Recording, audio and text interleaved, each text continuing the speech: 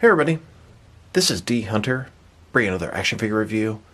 Today, we're going to look at the McFarlane DC Multiverse Jim Gordon as Batman from Batman Endgame. I pre-ordered this guy for the McFarlane toy store, and it finally arrived today. So let's take a look. As you can see at the top, 22 moving parts, McFarlane Toys, ages 12 plus, DC Multiverse, Jim Gordon as Batman. Here he is in the package. Looks like he has a total of 8 hands, 2 heads, and then a grapnel launcher, display stand, and collector's card. One side of the package, Jim Gordon as Batman from Batman Endgame. Other side, Jim Gordon as Batman. At the bottom, bunch of credits, and there's his barcode, if that helps anybody. And on the back side, here's this Batman posed up. So no further ado, let's open him up. And I did end up getting 2 of these figures. One I wish to open and enjoy, and the other one to keep unopened in my complete Batman-related unopened action figure collection. Alright, now that this figure out of the package, here he is with all the accessories laid out. He comes with a display stand, a collector's card, a grapnel gun, 6 alternate hands totaling 8 interchangeable hands, and then 2 heads, 1 masked, and 1 unmasked. But before we take a look at all that, let's talk about and check out the actual figure. So this is Batman from Endgame. But it's not just any Batman. This is not Bruce Wayne, but Jim Gordon as Batman, which is a really weird concept in itself. It said following Bruce Wayne's disappearance, Commissioner James Gordon was invited to head up Gotham City's Batman task force with a new Batman. He also pilots a giant mechanical suit, which he calls R.O.O.K.I.E. I imagine we're eventually going to get a R.O.O.K.I.E mega figure in the future. Now this Batman is very thin, very lean, and it doesn't really strike me as Jim Gordon. He's an older guy, shouldn't be in shape, not nearly enough to be Batman. I think the concept of Gordon as Batman is incredibly dumb. I heard the book's actually decent. I own it, but I've never read it. Now the unmasked head looks like a younger version of Jim Gordon. Head shaved on the sides, kind of militaristic. Never really understood why we have a young Gordon in a modern comic. This was part of the New 52, so maybe it was an earlier time period. I don't know. Like I said, I'm just not a big fan. I like my Batman to be Bruce Wayne. That being said, it's still a kind of cool design and a interesting concept or idea for an action figure. McFarlane loves to make his different varieties of Batman.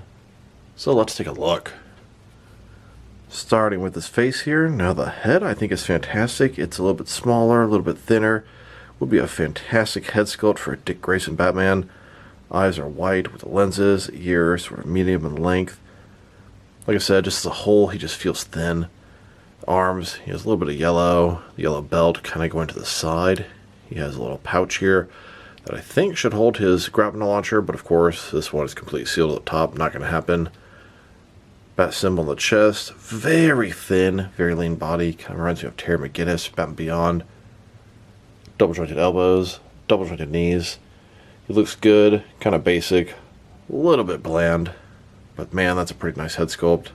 And speaking of his head, here's a closer look at his face and head sculpt. I do think it's a good, smaller, thin Batman head. And I don't know, something just seems missing about this guy. Something about the neck area, no cape. The belt is just too bland, the whole body too thin. Just looks off, looks a little weird to me. Doesn't look exactly like Batman. And it's not exactly like Batman. It's a different version. And here's the figure, broken down as far as he can go, with all of his removable parts detached. Now let's check out his accessories. Let's start with the boring stuff.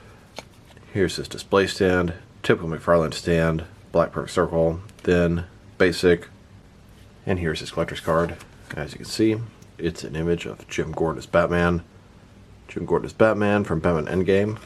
On the back, there is a description. If you want to read that, pause now. Now let's check out his hands. He has a total of 8 of them. 4 left hands and 4 right hands. Here he is with his first pair of hands. These are his fists. And here he is with his second pair of hands. This is a pair of gripping hands with some trigger fingers. And here's his third pair of hands. This is a pair of open hands. They look kind of weird though. Never been a fan of these hands. We've seen them before. Then his last pair of hands. His right hand is a thumbs up. His left hand has the index finger pointing.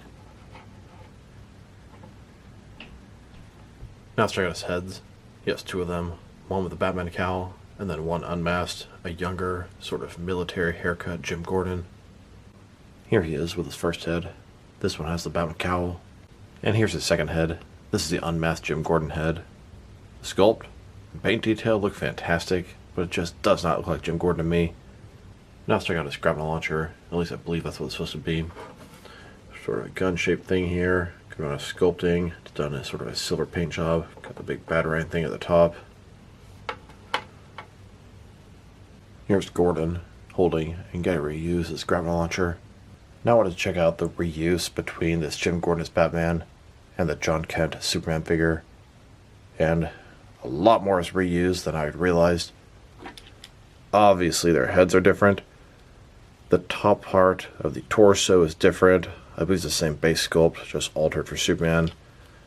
The arms are the same. You can even see the little sculpting detail at the lower part of the bicep from this red thing here. The hands are even the same.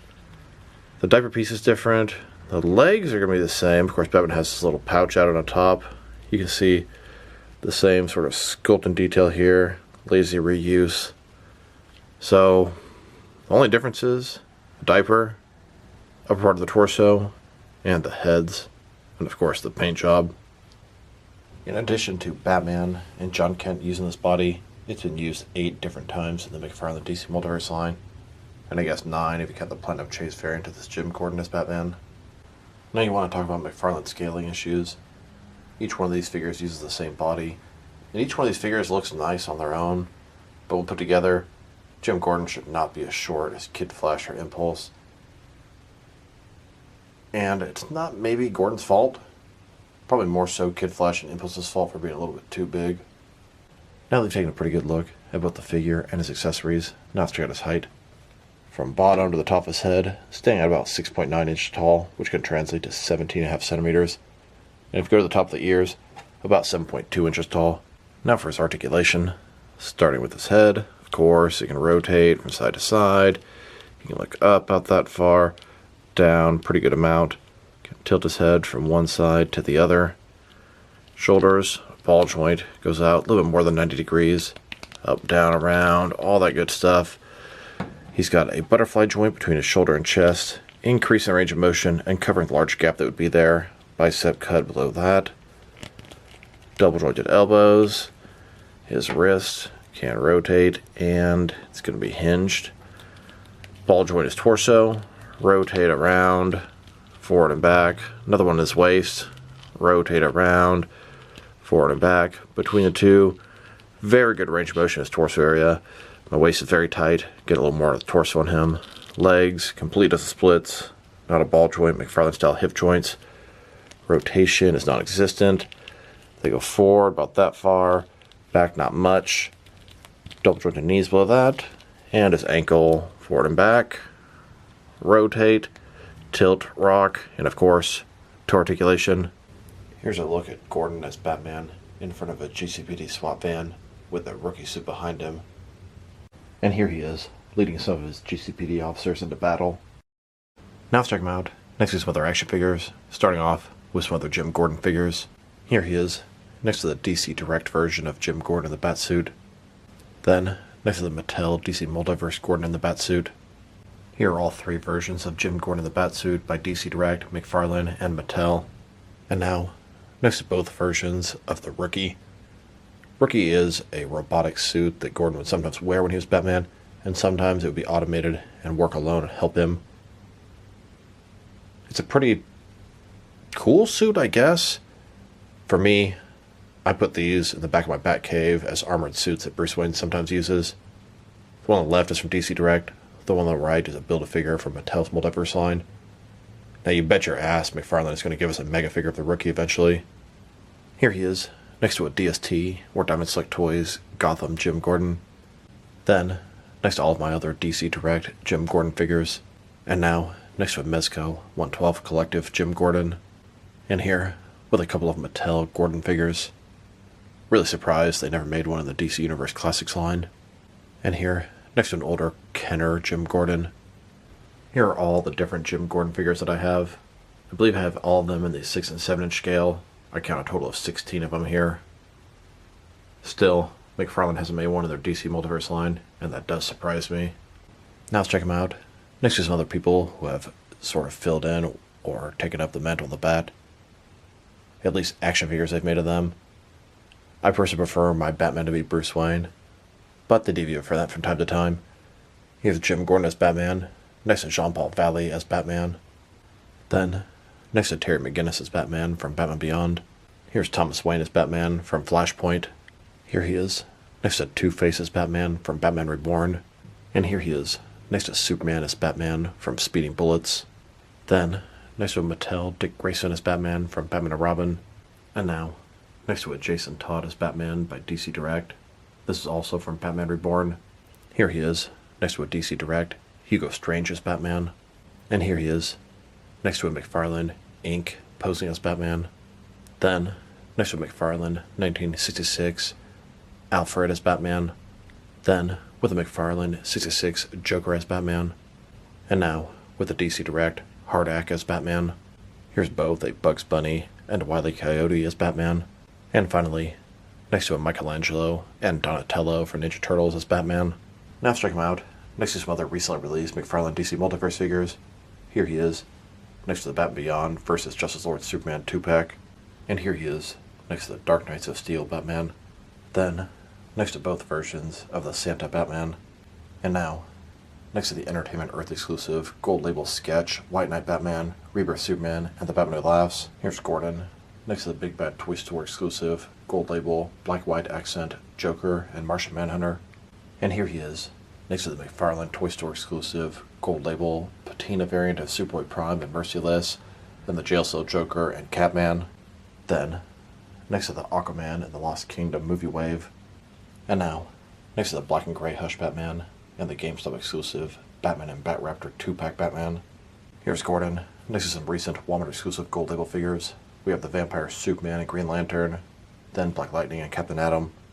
And here he is, next to some recent Target exclusive figures. We have both versions of the Rebirth Supergirl, then Ted Kord Blue Beetle and Sinestro Corps Batman. Then, next to the Dark Knight Trilogy Jokerized Wave, collect to build a Jokerized Bane from the Dark Knight Rises. And now, with even more Jokerized stuff. And finally, here he is, next to the second wave of McFarlane Collector's Edition figures, Firestorm, Sinestro, and Hawkman. Each of these figures has a Platinum Chase variant out there, and mine are on the way. Now let's check them out, next to some action figures from different various companies, so we can see how he fits in, both scale and style-wise, in case you want to know which ones you can mix them with. Since he's a McFarlane figure, they're typically the 7-inch scale. I'm going to start off my comparisons with some of the larger action figure lines I collect, and work way smaller, and I'm going to include as many Batman figures as I can during these comparisons. Here he is, next to several McFarlane DC Multiverse Batman figures. And now, next to some Jakks Pacific, and some DST or Diamond Select toys. Here's Gordon, next to a can of generic Cherry Cola. And here he is, next to some DC Direct, and some NECA Batman figures. Then, next to some Mattel, and some Jazzwares wrestling figures. And now, with some Mezco, and some Mattel DC figures. Here's this Gordon, next to some Mafex, and some Hasbro Marvel Legends.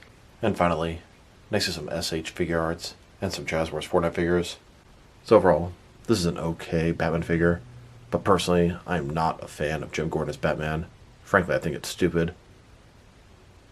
Back in Nightfall, when Jean-Paul Valley took over as Batman, it was unique, it was special, it was significant to the Batman lore. And even when Dick Grayson took over, it was still pretty cool. But now we've had Jason Todd, Two-Face, Alfred, Hugo Strange. Hell, even Bugs Bunny has been Batman. It's just been done to death and takes out any of the significance of the event. In addition to that, I think the figure itself is far too thin. Yes, I know it's a younger Jim Gordon as Batman, but I never saw Jim Gordon as being this lean machine like this. They should not have used the John Kent body for this guy. The Rebirth body would have been far more appropriate. His accessories are pretty good. He's got a ton of hands and the grapnel launcher, although it should fit into his holster. The little Batman Batarang type thing at the front should be pegged. You should be able to take it off and then slide to the holster. DC Direct and Mattel made a functioning holster, and you're telling me McFarlane can't. Sculpt and paint job is nice. I think the body's too lean, but the head is pretty nice. I think this guy repainted would make a very good Dick Grayson as Batman. If I were to rate this guy, I'm probably going to give it a 6.5 out of 10. Just personally, Jim Gordon as Batman is not my thing. I don't really like the look. I don't like the bat suit, and I really don't like how thin they made this figure. So this is D Hunter. Thank you guys for watching this video. If you liked the video, press like below. If you have anything you want to say about the video, add to the comment section. If you want to see additional action figure reviews from me, press subscribe. I do appreciate when you do that. Once again, this is D Hunter. Thank you guys for watching this video, and I will talk to you guys real soon.